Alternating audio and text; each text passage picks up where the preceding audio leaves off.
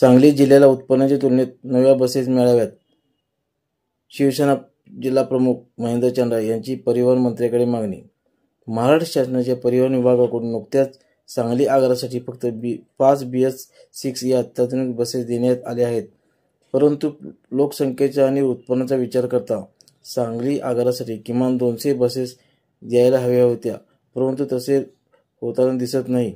राज्यात सांगली जिल्ह्याचे परिवहन विभागाचे उत्पन्न हे दुसऱ्या-तिसऱ्या क्रमांकावर असतानाही असा दुजाभाव होत आहे, असा समज मित्र पक्षाकडून होत असल्याने शिवसेना जिल्हा प्रमुख महेंद्र चंद्रा यांनी नुकतीच राज्याचे परिवहन मंत्री प्रताप सरनाईक यांची भेट घेऊन सांगली जिल्ह्याच्या पहिल्या टप्प्यात किमान 100 बसेस देण्याची मागणी केली आहे. दरम्यान जिल्ह्यात या तुलनेत सांगली जिल्ह्यात अत्यंत कमी बसेस देण्यात आले आहेत.